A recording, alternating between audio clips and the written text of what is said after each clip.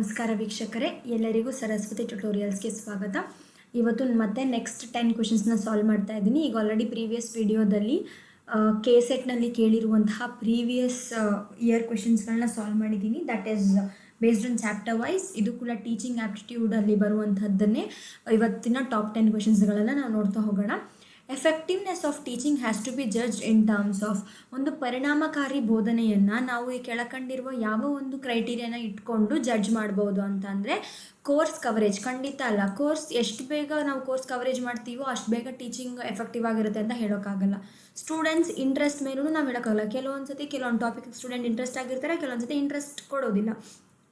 Learning outcomes of the student. ಹೌದು, ನಮ್ಮ teaching ಯಾವಾಗ ತುಂಬ ಎಫೆಕ್ಟಿವ್ ಅಂತ ನಾವು ಹೇಳೋದು ಯಾವಾಗ ಅಂತ ಅಂದರೆ, ಲರ್ನಿಂಗ್ ಔಟ್ಕಮ್ಸು ತುಂಬ ಚೆನ್ನಾಗಿ ಇದ್ದಾಗ ಸ್ಟೂಡೆಂಟ್ಸ್ದು. Use of teaching aids in the classroom. So teaching aids ಬಂದಾಗ ಎಫೆಕ್ಟಿವ್ ಟೀಚಿಂಗ್ ಆಗುತ್ತೆ, ಇಲ್ಲ ಅಂತಲ್ಲ.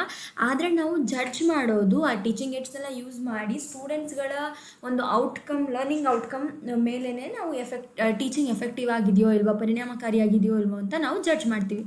So effectiveness of teaching has to be judged in terms of learning outcome of a students. Next question ನೋಡೋಣ. In which teaching method learners participation is made optimal and proactive? Optimal ಅಂತ ಅಂದರೆ ಸೂಕ್ತವಾದದ್ದು ಅಂತ. So ಕೆಳಗೆ ಕೊಟ್ಟಿರುವಂತಹ ಯಾವ ಒಂದು teaching method ತುಂಬ ಸೂಕ್ತ ಆಗಿದೆ ಮತ್ತು ಆ ಒಂದು ವಿದ್ಯಾರ್ಥಿಯನ್ನು ಪೂರ್ವಭಾವಿಯಾಗಿ ನಾವು ರೆಡಿ ಮಾಡಬಹುದು ಒಂದು ಲರ್ನರ್ ಪಾರ್ಟಿಸಿಪೇಟ್ ಮಾಡುವಂಥದ್ದು ಅಂತ ಅಂದರೆ, it is discussion method only. ಯಾಕೆ ಅಂದರೆ ಡಿಸ್ಕಷನ್ ಮೆಥಡಲ್ಲಿ ನಾವು ಏನು ಮಾಡ್ತೀವಿ, ಅವರಿಗೆ ಒಂದು ಕರೆಕ್ಟಾಗಿರೋ ಟಾಪಿಕ್ ಕೊಡ್ತೀವಿ. ಟಾಪಿಕ್ ಕೊಟ್ಟು ಅದ್ರ ಬಗ್ಗೆ ಫಸ್ಟೇ ಪ್ರಿಪೇರ್ ಆಗೋಕ್ಕೆ ಹೇಳ್ತೀವಿ. ಸೊ ಅವಾಗ ಅಲ್ಲಿ ಏನಾಗುತ್ತೆ, ಒಂದು ಪೂರ್ವಭಾವಿಯಾಗಿ ಪ್ರಿಪೇರ್ ಕೂಡ ಆಗ್ತಾರೆ. ಅಟ್ ದ ಸೇಮ್ ಟೈಮ್ ಒಂದು ಸೂಕ್ತವಾಗಿ ಅವರ ಒಂದು ಪಾರ್ಟಿಸಿಪೇಷನ್ ಕೂಡ ಇನ್ವಾಲ್ವ್ಮೆಂಟ್ ಆಗುತ್ತೆ. ಬಸ್ ಸೆಷನ್ ಮೆಥಡ್ ಆಗೋದಿಲ್ಲ. ಬ್ರೈನ್ ಸ್ಟ್ರಾಮಿಂಗಲ್ಲಿ ಕೆಲವೊಬ್ರು ಮಾತ್ರ ಯೋಚನೆ ಮಾಡ್ತಾ ಹೋಗ್ತಿರ್ತಾರೆ, ಪ್ರಾಜೆಕ್ಟ್ ಮೆಥಡೂ ಆಗೋದಿಲ್ಲ. So it is discussion method is the answer for this particular question. Next, one of the most powerful factors affecting a teaching effectiveness is related to. ಈಗ ನೋಡ್ಬೋದು, ಬಿಫೋರ್ ದ್ಯಾಟ್ ಓನ್ಲಿ ನಾವು ಟೀಚಿಂಗ್ ಎಫೆಕ್ಟಿವ್ನೆಸ್ ಬಗ್ಗೆ ಒಂದು question ನೋಡಿದ್ವಿ. So nature objective and effectiveness of teaching ಬಗ್ಗೆ ತುಂಬ ಕ್ವೆಶನ್ಸ್ಗಳು frame ಆಗಿದೆ. So ಆ ಎಲ್ಲ ಪಾಯಿಂಟ್ಸ್ ಅಂದರೆ ಯಾವ್ಯಾವ ಟಾಪಿಕಿಂದ ಕೇಳಿದ್ರು ಅದನ್ನೆಲ್ಲ ನಾನು ಆಲ್ರೆಡಿ ಹೇಳ್ದಂಗೆ ಒಂದು ಕಡೆ ಬರ್ಕೊಳ್ತಾ ಹೋಗಿ ಆ್ಯಂಡ್ ಆ ಟಾಪಿಕ್ನ ರಿಪೀಟೆಡ್ಲಿ ರಿವೈಸ್ ಮಾಡ್ತಾ ಹೋಗಿ. ಸೊ ನೋಡೋಣ ಯಾವ ಒಂದು ಫ್ಯಾಕ್ಟರ್ ತುಂಬ ಪವರ್ಫುಲ್ಲಾಗಿ ಅಫೆಕ್ಟ್ ಮಾಡುತ್ತೆ ಟೀಚಿಂಗ್ನ ಅಂದರೆ, ಟೀಚಿಂಗ್ ತುಂಬ ಪರಿಣಾಮಕಾರಿಯಾಗಿ ಬರುವಂಥದ್ದಕ್ಕೆ ಯಾವುದೊಂದು ಅಫೆಕ್ಟ್ ಮಾಡುತ್ತೆ ಅಂತ ನಾವು ನೋಡೋದಾದರೆ, social system of the country ಇದು ಅಫೆಕ್ಟ್ ಮಾಡುತ್ತೆ, ಆದರೆ ತುಂಬ ಪವರ್ಫುಲ್ಲಾಗಿ ಅಫೆಕ್ಟ್ ಮಾಡೋಲ್ಲ. Same economic status of the ಸೊಸೈಟಿನೂ ಅಷ್ಟು ಮ್ಯಾಟರ್ ಆಗೋಲ್ಲ. ಇಲ್ಲಿ ನಮಗೆ ಮ್ಯಾಟರ್ ಆಗುವಂಥದ್ದು ಎಜುಕೇಷನಲ್ ಸಿಸ್ಟಮ್. ಯಾವ ರೀತಿಯಾಗಿ ಎಜುಕೇಷನಲ್ ಸಿಸ್ಟಮ್ ಇರುತ್ತೋ ಬೇಸ್ಡ್ ಆನ್ ದಟ್ ನಮ್ಮ ಟೀಚಿಂಗ್ ಕೂಡ ಹೋಗುತ್ತೆ. ಈಗ ಕೆಲವೊಂದು ಸ್ಕೂಲ್ಗಳಲ್ಲಿ ನೀವು ನೋಡಿರ್ಬೋದು, ಅವರ ಒಂದು ಎಜುಕೇಷನ್ ರೂಲ್ಸ್ ಹೇಗಿರುತ್ತೆ, ಇದೇ ಪರ್ಟಿಕ್ಯುಲರ್ ವೇಯಲ್ಲಿ ನೀವು ಟೀಚ್ ಮಾಡಬೇಕು ಅಂತ ಇರುತ್ತೆ. ಬಟ್ ಎಲ್ಲ ಕಾನ್ಸೆಪ್ಟ್ ಇದೇ ವೇಯಲ್ಲಿ ನಾವು ಟೀಚ್ ಆಗೋದಿಲ್ಲ. ಸೊ ಹಾಗಾಗಿ ಎಜುಕೇಷನಲ್ ಸಿಸ್ಟಮ್ ಯಾವ ರೀತಿಯಾಗಿರುತ್ತೋ ಅದರ ಮೇಲೆಗಡೆ ಟೀಚಿಂಗ್ ಎಫೆಕ್ಟಿವ್ ಆಗಿರುತ್ತೋ ಇಲ್ವೋ ಅಂತ ಗೊತ್ತಾಗುತ್ತೆ. So option 4 is the correct one. Next, formative evaluation tends to accelerate the pace of learning. ಹೌದು, ಫಾರ್ಮೇಟಿವ್ ಅಸೆಸ್ಮೆಂಟ್ ಅಂದರೆ ಏನು? ಈಗ ಅಂದರೆ ಒಂದು ಇಂಟರ್ವಲ್ಲಿಗೆ ನಾವು ಯಾವಾಗಲೂ ಮಕ್ಕಳನ್ನ ಚೆಕ್ ಮಾಡ್ತಾ ಇರ್ತೀವಿ by giving dum unit test or anything like that. ಅವರನ್ನು ಅಸೆಸ್ ಮಾಡ್ತಾ ಇರ್ತೀವಿ. ಅದರಿಂದ ನಾವೇನು ಮಾಡ್ಬೋದು, ಅವ್ರ ಲರ್ನಿಂಗ್ನ ಆಕ್ಸಲರೇಟ್ ಮಾಡ್ಬೋದು, ಅಂದರೆ ಇಂಪ್ರೂವ್ ಮಾಡ್ಬೋದು. ಸೊ ಅವರು ಸ್ಲೋ ಲರ್ನರ್ಸ್ ಆಗಿದ್ದರೆ ಒಂದು ಸ್ವಲ್ಪ ಅವ್ರಿಗೆ ನಾವು ಎಕ್ಸ್ಟ್ರಾ ಕೇರ್ ಆ್ಯಂಡ್ ಕನ್ಸರ್ನ್ ಕೊಟ್ಟು ಅಥವಾ ರೆಮಿಡಿಯಲ್ ಕ್ಲಾಸಸ್ ಮಾಡ್ಬೋದು. ರೀಸನ್ ಏನು ಕೊಟ್ಟಿದ್ದಾರೆ, as again summative evaluation, formative evaluation is highly reliable. So summative evaluation against ಆಗಿ ನಾವು ಹೇಳೋದಾದರೆ, ಫಾರ್ಮೇಟಿವ್ ಈಸ್ ಹೈಲಿ ರಿಲಯಬಲ್ ಅಂದರೆ ಯಾವಾಗಲೂ ಫಾರ್ಮೇಟಿವ್ ಇವ್ಯಾಲ್ಯೂಯೇಷನಿಂದ ನಮಗೆ ಬರುವಂಥ ಔಟ್ಕಮ್ ಯಾವಾಗಲೂ ನಂಬಿಕೆಗೆ ಅರ್ಹವಾಗಿದ್ದಂತಾಗಿರುತ್ತೆ ಅಂತ ಕೊಟ್ಟಿದ್ದಾರೆ. ಅಂದರೆ ನಾವು ಅದ್ರ ಮೇಲೆ ತುಂಬ ನಂಬಿಕೆ ಇಡ್ಬೋದು ಅದರಿಂದ ಬರುವಂಥ ಒಂದು ಔಟ್ಕಮ್ಮಿಗೆ ಅಂತ. ಬಟ್ ಆದರೆ ಏನೋ ಟ್ರೂನೇ, ಆದರೆ ಯಾವಾಗಲೂ ನಾವು ಫಾರ್ಮೇಟಿವ್ ಅಸೆಸ್ಮೆಂಟ್ ಮೇಲೇ ನಂಬಿಕೆ ಇಡೋಕ್ಕಾಗೋದಿಲ್ಲ. ಯಾಕಂದರೆ ಕೆಲವೊಂದು ಮಕ್ಕಳು ಫಾರ್ಮೇಟಿವ್ ಅಸೆಸ್ಮೆಂಟ್ ಅಥವಾ ಫಾರ್ಮೇಟಿವ್ ಇವ್ಯಾಲ್ಯೂಯೇಷನಲ್ಲಿ ಚೆನ್ನಾಗಿ ಮಾಡಲಿಲ್ಲದೆ ಇರಬಹುದು. ಅದೇ ಸಮೇಟಿವ್ ಅಂತ ಬಂದಾಗ ಓವರಾಲ್ ಆಗಿ ಚೆನ್ನಾಗಿ ಮಾಡಬಹುದು. So assertion is true but reason is false. Next question ನೋಡ್ತಾ ಹೋಗೋಣ. The best way of providing a value education is through. So ಯಾವುದಾದ್ರೂ ಒಂದು ಮಗುವಿಗೆ ಒಂದು ವ್ಯಾಲ್ಯೂ ಬೇಸ್ಡ್ ಎಜುಕೇಷನ್ ನಾವು ಕೊಡಬೇಕು ಅವರಿಗೆ ಅಂತ ಅಂದರೆ ಅದಕ್ಕೆ ಯಾವುದು ಕರೆಕ್ಟ್ ಆಪ್ಷನ್? ಈಗ ಫಾರ್ ಎಕ್ಸಾಂಪಲ್ ವ್ಯಾಲ್ಯೂ ಅಂದರೆ ಏನೊಂದು ಮೌಲ್ಯಯುತವಾದದ್ರ ಬಗ್ಗೆ ನಾವು ತಿಳಿಸ್ಕೊಡ್ಬೇಕು ಆ ಮಕ್ಕಳಿಗೆ ಅಂತ ಅಂದರೆ, ಮೌಲ್ಯ ಶಿಕ್ಷಣ ಬಗ್ಗೆ ತಿಳಿಸ್ಕೊಡ್ಬೇಕು ಅಂದರೆ ಯಾವ ಒಂದು ಮೆಥಡ್ ಅಥವಾ ಯಾವ ಒಂದು ವೇ ತುಂಬ ಹೆಲ್ಪ್ಫುಲ್ ಆಗುತ್ತೆ ಅಂತಂದರೆ ಡಿಸ್ಕಷನ್ ಆನ್ ಸ್ಕ್ರಿಪ್ಚರಲ್ ಟೆಕ್ಸ್ಟ್ ಅಂತ ಇದೆ. So this doesn't holds good. Lecture disclosures on values ಇದು ಆಗುವುದಿಲ್ಲ. And seminar symposium on values. So ನಾವು ಬರೀ ಸೆಮಿನಾರ್ ಸಿಂಪೋಸಿಯಮ್ ಆನ್ ವ್ಯಾಲ್ಯೂಸ್ ಬರೀ ಅದನ್ನೇ ನಾವು ಬರೀ ಡಿಸ್ಕಸ್ ಮಾಡ್ತಾ ಆಯಿತು ಅಂತಂದರೆ ಅಲ್ಲಿ ನಾವು ಯಾವುದೇ ಇಂಪ್ಲಿಮೆಂಟೇಷನ್ಸ್ನ ನಾವು ತರ್ತಾ ಇರಲ್ಲ. ಸೊ ಹಾಗಾಗಿ ಆಪ್ಷನ್ 3 ಆಗೋದಿಲ್ಲ. So mentoring and reflective session ಅಂತ ಇದೆ. So mentoring and reflective session ಅಂತ ಬಂದಾಗ ಏನಾಗುತ್ತೆ ಅಂತಂದರೆ,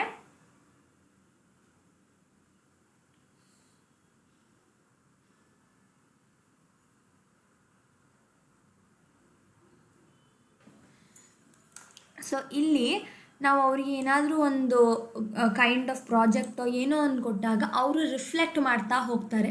ಇದು ಎಷ್ಟರ ಮಟ್ಟಿಗೆ ಸರಿ ಇದೆ, ಎಷ್ಟರ ಮಟ್ಟಿಗೆ ನಾನು ಇದನ್ನು ಮಾಡಬಹುದು ಅನ್ನೋಂಥದ್ದು ಆಗಿರ್ಬೋದು. ಅದರಿಂದನೂ ಅವರು ಕೆಲವೊಂದು ವ್ಯಾಲ್ಯೂಸ್ಗಳನ್ನ ಕಲಿತಾ ಹೋಗ್ತಾರೆ. So option D is the correct. ಇಲ್ಲಿ ಆನ್ಸರ್ ಬಿ ಅಂತ ಆಗಿದೆ. It is not answer B, it is answer D. Option D ಆಗಿರುತ್ತೆ. ಸೊ ನೆಕ್ಸ್ಟ್ ಕ್ವೆಶನ್ ನೋಡೋಣ. Which set of learner characteristics may be considered helpful in designing effective teaching learning system? So teaching learning ಸಿಸ್ಟಮ್ನ ಇನ್ನೂ ಚೆನ್ನಾಗಿ ನಾವು design ಮಾಡಬಹುದು based on learner characteristic ಅಲ್ವಾ.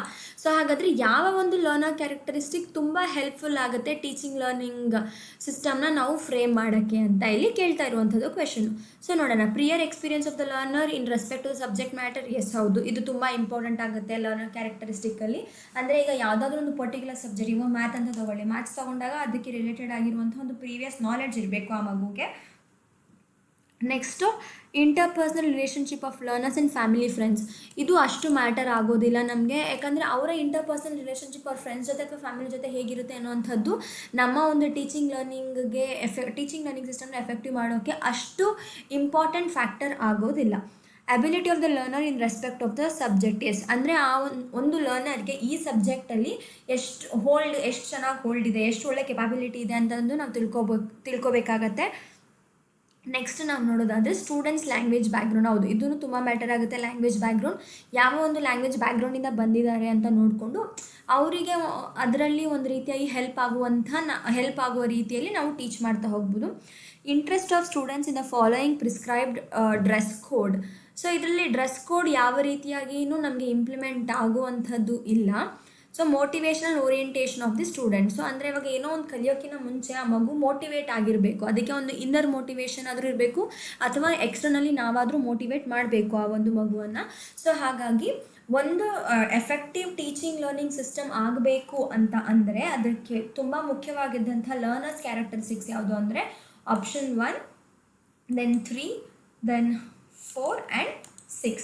So 1, 3, 4 and 6. So option B is the correct answer. Next ನೋಡೋಣ. ಇಲ್ಲಿ ನಾವು ನೋಡ್ಬೋದು, a college level assistant professor has planned his or her lecture with an intent to develop a cognitive dimensions of a student centered on skills of analysis and synthesis. So ಒಂದು college level assistant professor ಏನು ಮಾಡ್ತಾರೆ, ಒಂದು ಸೆಮಿನಾರ್ನ ಅಥವಾ ಒಂದು ಲೆಕ್ಚರ್ನ ಅವರು ಏನು ಮಾಡ್ತಾರೆ, arrange ಮಾಡ್ತಾರೆ ಬೇಸ್ಡ್ ಆನ್ ಯಾವುದ್ರ ಮೇಲೆ, to intend to develop a cognitive dimensions of student-centered skill of the analysis and synthesis. So ಈ ಒಂದು ಕಾನ್ಸೆಪ್ಟ್ ಮೇಲೆ ಅವರು ಏನು ಹೇಳ್ಬೋದು, ಒಂದು ಸೆಮಿನಾರ್ನ ಅಥವಾ ಒಂದು ಲೆಕ್ಚರ್ನ ಅರೇಂಜ್ ಮಾಡ್ತಾರೆ. ಅದರಲ್ಲಿ ನಮಗೆ 2 ಸೆಟ್ ಕೊಟ್ಟಿದ್ದಾರೆ ಇವಾಗ. So consisting of level set 1 ಏನು ಕನ್ಸಿಸ್ಟಿಂಗ್ ಆಗಿರುತ್ತೆ ಅಂತಂದರೆ, consisting of levels of cognitive interchange and set 2 compromising a basic requirements for promoting them. So ಇವಾಗ ಫಾರ್ ಎಕ್ಸಾಂಪಲ್ ಕಾಗ್ನೇಟಿವ್ ಡೈಮೆನ್ಷನನ್ನು ಮಕ್ಕಳಲ್ಲಿ ನಾವು ಬೆಳೆಸಬೇಕು ಅಂತಂದರೆ ಅದಕ್ಕೆ ಬೇಕಾಗಿರುವಂಥದ್ದು ಏನೇನು ಅನ್ನುವಂಥದ್ದನ್ನು ಒಂದು ಸೆಟ್ 2 ಅಲ್ಲಿ ಕೊಟ್ಟಿದ್ದಾರೆ. ಅದು ಇಂಟರ್ಚೇಂಜ್ ಆದಾಗ ನಮಗೆ ಬೇಕಾಗಿರುವಂಥದ್ದು ಏನು ಅನ್ನೋದನ್ನು ಸೆಟ್ 1 ಅಲ್ಲಿ ಕೊಟ್ಟಿದ್ದಾರೆ. ಸೊ ಅವೆರಡನ್ನು ನಾವು ಮ್ಯಾಚಪ್ ಮಾಡಬೇಕು ಅಂದರೆ it is like match the following ಥರ ಇರುತ್ತೆ. ನೋಡೋಣ ಇವಾಗ next understanding level, next reflective level ಅಂತ ಇದೆ. ಸೊ ಮೆಮೊರಿ ಲೆವೆಲ್ ಅಂತಂದರೆ ಏನಾಗುತ್ತೆ, ಅದರಲ್ಲಿ ನಾವು ಏನು ಮಾಡ್ತೀವಿ, ಇಂಪಾರ್ಟೆಂಟ್ ಆಗಿರುವಂಥದ್ದನ್ನು ನಾವು ಫಸ್ಟು ಅದನ್ನು ರೆಕಾರ್ಡ್ ಮಾಡ್ಕೊಳ್ಳೋಕ್ಕೆ ಪ್ರಯತ್ನ ಪಡ್ತಾ ಹೋಗ್ತೀವಿ. So recording the important points during the during the presentation. So ಎಗೆ ಆಪ್ಷನ್ 2 ಕರೆಕ್ಟಾಗಿ ಮ್ಯಾಚ್ ಆಗ್ತಾ ಹೋಗುತ್ತೆ. ನೆಕ್ಸ್ಟ್ ನಾವು ನೋಡೋದಾದರೆ ನೆಕ್ಸ್ಟ್ ಇರುವಂಥದ್ದು ಯಾವುದು, ಅಂಡರ್ಸ್ಟ್ಯಾಂಡಿಂಗ್ ಲೆವೆಲ್ ಅಂತ ನಾವು ಮಾತಾಡಿದಾಗ ಅಂಡರ್ಸ್ಟ್ಯಾಂಡಿಂಗ್ ಲೆವೆಲಲ್ಲಿ ನಾವು ನೆಕ್ಸ್ಟ್ ನೋಡುವಂಥದ್ದು ಏನು ಅಂತಂದರೆ ಅದರಲ್ಲಿ ಅವರು ಎಷ್ಟು ಚೆನ್ನಾಗಿ ಅನಲೈಸ್ ಮಾಡೋಕ್ಕೆ ಕಲ್ತ್ಕೊಂಡಿದ್ದಾರೆ ಮತ್ತು ಎಷ್ಟು ಚೆನ್ನಾಗಿ ಅವ್ರಿಗೆ ಅದರ ಒಂದು ಕಾನ್ಸೆಪ್ಟ್ ಅರ್ಥ ಆಗಿದೆ. ಅಟ್ ದ ಸೇಮ್ ಟೈಮ್ ಅವರ ಒಂದು ಓನ್ ಎಕ್ಸಾಂಪಲ್ಸ್ನ ಅವರು ಡೆವಲಪ್ ಮಾಡ್ತಾರಾ ಮತ್ತು ಆ ಎಕ್ಸಾಂಪಲ್ಸನ್ನ ಅವರು ಡಿಫ್ರೆನ್ಷಿಯೇಟ್ ಮಾಡ್ತಾರಾ ಅನ್ನುವಂಥದ್ದು. So it is giving opportunity for discriminating examples and non examples of a point. ಯಾವುದೋ ಒಂದು ಇವಾಗ ಒಂದು ಕಾನ್ಸೆಪ್ಟ್ನ ಅವ್ರಿಗೆ ತಿಳಿಸ್ಕೊಟ್ಟು ಒಂದು ಎಕ್ಸಾಂಪಲ್ ಕೊಡ್ತೀವಿ, ವೆದರ್ ಈ ಒಂದು ಎಕ್ಸಾಂಪಲ್ ಆ ಕಾನ್ಸೆಪ್ಟ್ಗೆ ಆಪ್ಟ್ ಆಗುತ್ತೋ ಇಲ್ವೋ ಅನ್ನೋ ರೀತಿಯಾಗಿರುವಂಥದ್ದು. ಸೊ ನೆಕ್ಸ್ಟ್ ನೋಡೋದಾದರೆ ನಾವು ನೆಕ್ಸ್ಟ್ ಇರುವಂಥದ್ದು reflective level. So reflective level ಅಂದರೆ ಏನು, it is more than understanding level. Understand ಮಾಡಿಕೊಂಡು ನಾವು ಅದನ್ನ ಅಪ್ಲೈ ಮಾಡಿಕೊಂಡು ನಮ್ಮನ್ನೇ ನಾವು ಅನ್ವೇಷಣೆ ಮಾಡ್ಕೊಳ್ತೀವಿ. ಅಂದರೆ ಇದು ಸರಿ ಇದೆಯಾ ತಪ್ಪಿದೆಯಾ ಅಥವಾ ಕ್ರಿಟಿಕಲ್ ಆಗಿ ನಾವು ಅನಲೈಸ್ ಮಾಡ್ತಾ ಹೋಗ್ತೀವಿ. So reflective level means it is critically analysing the points to be made and discussed. So A is for second, B is for 1 and this one C is for 4. So it is option C is the correct answer. Next question ನೋಡೋಣ. Match the items of the first set with that of second set in respect of evaluation system. So first set ಮತ್ತು second ಸೆಟ್ನ ನೀವು match ಮಾಡಬೇಕು. ಆದರೆ with respect to ಯಾವುದಕ್ಕೆ ನೀವು match ಮಾಡಬೇಕು ಇದರಲ್ಲಿ ಅಂತಂದರೆ ವಿತ್ ರೆಸ್ಪೆಕ್ಟ್ ಟು ಇವ್ಯಾಲ್ಯೂಯೇಷನ್ಗೆ ಮ್ಯಾಚ್ ಮಾಡಬೇಕು, ಇವ್ಯಾಲ್ಯೂಯೇಷನ್ ಸಿಸ್ಟಮಿಗೆ. ಫಾರ್ಮೇಟಿವ್ ಇವ್ಯಾಲ್ಯೂಯೇಷನ್ ಅಂದರೆ ನಾವು ಏನು ಮಾಡ್ತೀವಿ, ಅಲ್ಲಿ ಮಕ್ಕಳಿಗೆ ಯಾವುದಾದ್ರೂ ಒಂದು ಕ್ವಿಸ್ ಕಂಡಕ್ಟ್ ಮಾಡೋದು, ಡಿಸ್ಕಷನ್ಸ್ ಮಾಡೋದು, ಯಾವುದಾದ್ರೂ ಒಂದು ಆ್ಯಕ್ಟಿವಿಟಿ ಕಂಡಕ್ಟ್ ಮಾಡೋ ಥರ ನಾವು ಫಾರ್ಮೇಟಿವ್ ಇವ್ಯಾಲ್ಯೂಯೇಷನಲ್ಲಿ ನೋಡ್ತಾ ಹೋಗ್ತೀವಿ. So that is quizzes and discussion. Next if we talk about another thing, for example next ಇರುವಂಥದ್ದು ಯಾವುದು ನಮಗೆ ಸಮೇಟಿವ್ ಇವ್ಯಾಲ್ಯೂಯೇಷನ್. ಸಮೇಟಿವ್ ಅಂತಂದರೆ ಕಂಪ್ಲೀಟ್ಲಿ ಎಲ್ಲನೂ ಹೋಲ್ ಆಗಿ ಮಾಡುವಂಥ ಇವ್ಯಾಲ್ಯೂಯೇಷನ್. ಸೊ ನಾವು ಹೋಲ್ ಆಗಿ ಇವ್ಯಾಲ್ಯೂಯೇಷನ್ ಯಾವಾಗ ಮಾಡ್ತೀವಿ, ಕೋರ್ಸ್ ಎಂಡಲ್ಲಿ ಮಾಡ್ತೀವಿ. ಕೋರ್ಸ್ ಎಂಡಲ್ಲಿ ಮಾಡಿ ಅವ್ರಿಗೊಂದು ಪರ್ಸೆಂಟೇಜೋ ಮಾರ್ಕ್ಸ್ ಅಥವಾ ಗ್ರೇಡಿಂಗ್ ಕೊಡ್ತಾ ಹೋಗ್ತೀವಿ. So grading the final learning outcomes of evaluation is comes for summative evaluation. So next ನೋಡೋದಾದರೆ ನೆಕ್ಸ್ಟ್ ಯಾವುದಿದೆ, continuous and comprehensive evaluation. So continuous and comprehensive ಇವ್ಯಾಲ್ಯೂಯೇಷನಲ್ಲಿ ನಾವು ಏನು ಮಾಡ್ತೀವಿ, ರೆಗ್ಯುಲರ್ ಆಗಿ, ಅಲ್ಲೇ the word itself says continuous ಅಂತ ಇದೆ. ಸೊ ರೆಗ್ಯುಲರ್ ಇಂಟರ್ವಲ್ ಆಫ್ ಟೈಮಲ್ಲಿ ಅವ್ರ ಕಾಗ್ನೇಟಿವ್ ಲೆವೆಲ್ ಆಗಿರಬಹುದು, ಮೋರೋವರ್ ಅವರ ಸ್ಕಿಲ್ ಲೆವೆಲ್ ಆಗಿರ್ಬೋದು, ನಾವು ಅದನ್ನು ಚೆಕ್ ಮಾಡ್ತಾ ಹೋಗ್ತೀವಿ, ಅಂದರೆ ಇವ್ಯಾಲ್ಯೂಯೇಟ್ ಮಾಡ್ತಾ ಹೋಗ್ತೀವಿ. So evaluating a cognitive and co-cognitive aspects with regularity.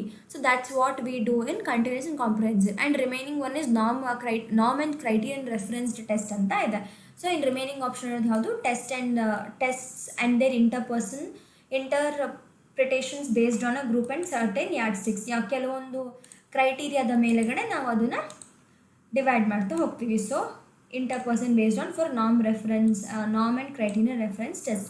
ಅಲ್ಲಿಗೆ option A is for fourth one, A for 4, B for 3rd, C for first and D for this one second. So ಅಲ್ಲಿಗೆ option A is the correct answer. Next question ನೋಡೋಣ. Select the answers of positive factors contributing to effectiveness of teaching ಇದೆ. So ಈ related ಆಗಿರುವಂಥದ್ದು effectiveness of teaching related ಆಗಿರುವಂಥದ್ದು already ತುಂಬ ಕ್ವೆಶನ್ಸ್ನ ಕೇಳಿದ್ದಾರೆ. So ಈ ಒಂದು ಕಾನ್ಸೆಪ್ಟನ್ನ ತುಂಬ ಚೆನ್ನಾಗಿ ಓದ್ಕೊಳ್ಳಿ. ಯಾವ ಫ್ಯಾಕ್ಟರ್ಸು ತುಂಬ ಅಫೆಕ್ಟ್ ಮಾಡುತ್ತೆ ಟೀಚಿಂಗಲ್ಲಿ ನಮಗೆ ಅನ್ನುವಂಥದ್ದು ತುಂಬ ಇಂಪಾರ್ಟೆಂಟ್ ಆಗಿರುತ್ತೆ. ಸೊ ಇದು ರಿಲೇಟೆಡ್ ಆಗಿ ನಾನು ವೀಡಿಯೋನೂ ಮಾಡಿದ್ದೀನಿ. ಆ ಒಂದು ವೀಡಿಯೋದ ಲಿಂಕನ್ನು ಡಿಸ್ಕ್ರಿಪ್ಷನಲ್ಲಿ ಮೆನ್ಷನ್ ಮಾಡ್ತೀನಿ, ನೀವು ನೋಡ್ಕೊಳ್ಬಹುದು. ಸೊ ನೋಡೋಣ ಯಾವ್ಯಾವ್ದು ಫ್ಯಾಕ್ಟರ್ಸ್ ಇದೆ ಅಂದ್ಬಿಟ್ಟು ಅಂತ. Teachers knowledge of the subject. ಹೌದು, ಒಂದು ಪಾಠ ಮಾಡುವುದಕ್ಕೆ ಟೀಚರ್ಗೆ ಆ ಸಬ್ಜೆಕ್ಟ್ ಮೇಲೆ ಇರುವಂತಹ ನಾಲೆಡ್ಜು ತುಂಬ ಅಂದರೆ ತುಂಬ ಇಂಪಾರ್ಟೆಂಟ್ ಆಗಿರುತ್ತೆ. ಟೀಚರ್ ಸೋಷೋ ಎಕನಾಮಿಕ್ ಬ್ಯಾಕ್ಗ್ರೌಂಡ್ ಇದು ಅಷ್ಟಾಗಿ ನಮಗೆ ಇಂಪಾರ್ಟೆಂಟ್ ಆಗಲ್ಲ. ಒಂದು ಟೀಚಿಂಗ್ ಎಫೆಕ್ಟಿವ್ ಆಗಿ ಬರಬೇಕು ಅಂದರೆ ಟೀಚರ್ದು ಸೋಷಲ್ ಅಥವಾ ಎಕನಾಮಿಕ್ ಬ್ಯಾಕ್ಗ್ರೌಂಡ್ ಹೇಗಾದರೂ ಇರಲಿ, ಸೊ ಅದು ನಮಗೆ ಇಲ್ಲಿ ಮ್ಯಾಟರ್ ಆಗುವಂಥದ್ದಿಲ್ಲ. Next communication skill of the teacher. This is very important. ಯಾವುದು communication skill of the teacher. Teacher ಒಂದು ಪಾಠ ಮಾಡಬೇಕು ಅಂತಂದರೆ ಆ ಕಮ್ಯುನಿಕೇಷನ್ ಸ್ಕಿಲ್ ಅವರು ತುಂಬ ಚೆನ್ನಾಗಿರಬೇಕು. ಸಬ್ಜೆಕ್ಟ್ ಮ್ಯಾಟರ್ ನನಗೆ ಗೊತ್ತಿದೆ, ಬಟ್ ಅದೇ ನಾನು ಕಮ್ಯುನಿಕೇಟ್ ಮಾಡೋಕ್ಕೆ ನನ್ನ ಹತ್ರ ಒಳ್ಳೆ ಕಮ್ಯುನಿಕೇಷನ್ ಸ್ಕಿಲ್ ಇಲ್ಲ ಅಂತಂದರೆ ಎಫೆಕ್ಟಿವ್ನೆಸ್ ಆಫ್ ಟೀಚಿಂಗ್ ಬರೋದಿಲ್ಲ. Next teacher's ability to please the students. No need, teacher need not to please the student. Teacher should create a interest among the students. Teacher ಒಂದು ವಿದ್ಯಾರ್ಥಿಯನ್ನು ನೀನು ಪಾಠ ಕೇಳಲೇಬೇಕು ಅನ್ನುವಂಥ ರೀತಿಯಾಗಿ ನಾವು ಪ್ಲೀಸ್ ಮಾಡುವಂತಹ ಅವಶ್ಯಕತೆ ಇರೋದಿಲ್ಲ. ಅಲ್ಲಿ ಬರುವಂಥದ್ದೇನು, ಟೀಚರ್ಸು ಮಕ್ಕಳಲ್ಲಿ ಇಂಟ್ರೆಸ್ಟನ್ನು ಹುಟ್ಟಾಕಬೇಕಾಗುವಂಥದ್ದು. ಸೊ ನೆಕ್ಸ್ಟ್ ನೋಡೋಣ. Teachers personal contact with the students, this is also not requires. ಟೀಚರ್ಗೆ ಸ್ಟೂಡೆಂಟ್ ಜೊತೆ ಯಾವುದೇ ರೀತಿಯಾಗಿ ಪರ್ಸನಲ್ ಕಾಂಟ್ಯಾಕ್ಟ್ ಇದ್ದರೆ ಮಾತ್ರ ಅದು ಟೀಚಿಂಗ್ ಎಫೆಕ್ಟಿವ್ ಆಗಿ ಬರುತ್ತೆ ಅಂತ ನಾವು ಹೇಳೋಕ್ಕಾಗೋದಿಲ್ಲ.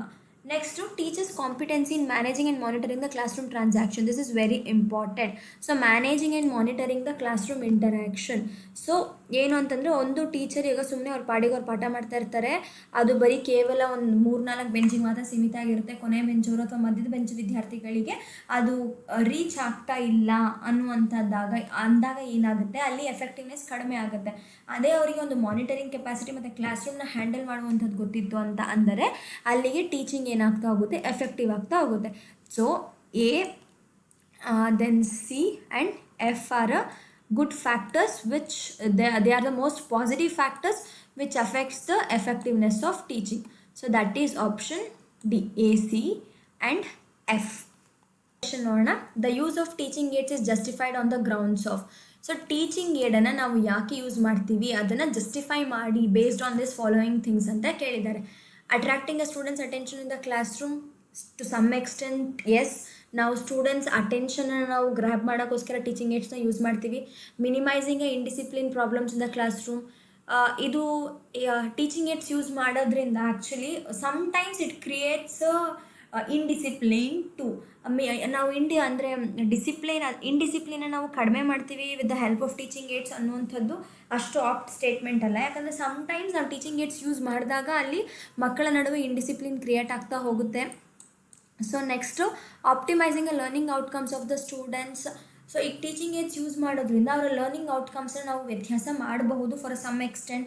Effective engagement of students in learning task.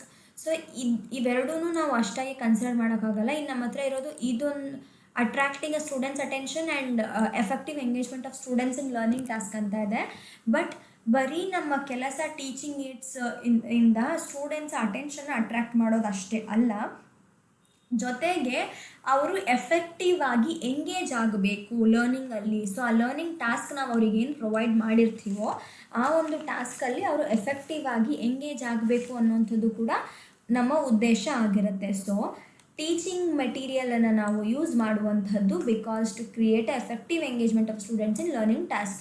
So ಇಲ್ಲಿ ನೋಡಬೇಕು, ಸಮ್ಟೈಮ್ಸ್ ಎರಡೂ ನಮಗೆ ಸಿಮಿಲರ್ ಅಂದರೆ ಎರಡೂ ಅಪ್ಲೈ ಆಗುತ್ತಲ್ಲ ಈ ಕ್ವೆಶನ್ಗೆ ಅನ್ನೋ ರೀತಿಯಾಗಿ ಇರುತ್ತೆ. ಬಟ್ ಅದರಲ್ಲಿ the most applicable one, suitable one ಯಾವುದು ಅಂತ ಚೂಸ್ ಮಾಡ್ಕೊಳ್ತಾ ಹೋಗಬೇಕಾಗುತ್ತೆ. ಸೊ ಇವತ್ತಿನ ವಿಡಿಯೋದಲ್ಲಿ ನಾನು ಚಾಪ್ಟರ್ ವೈಸ್ ಟಾಪ್ 10 ಕ್ವೆಶನ್ಸ್ನ ಸಾಲ್ವ್ ಮಾಡಿದ್ದೀನಿ. ಸೊ ನೆಕ್ಸ್ಟ್ ವಿಡಿಯೋದಲ್ಲಿ ಇನ್ನೂ ಮಿಕ್ಕಿರುವಂತಹ ಕ್ವೆಶನ್ಸ್ಗಳನ್ನು ನಾನು ಸಾಲ್ವ್ ಮಾಡ್ತಾ ಹೋಗ್ತೀನಿ. ಇವತ್ತಿನ ವಿಡಿಯೋ ನಿಮಗೆ ಇಷ್ಟ ಆಗಿದ್ದರೆ ಲೈಕ್ ಮಾಡಿ, ಶೇರ್ ಮಾಡಿ, ಹಾಗೆ ಸಬ್ಸ್ಕ್ರೈಬ್ ಮಾಡಿ. ಧನ್ಯವಾದಗಳು.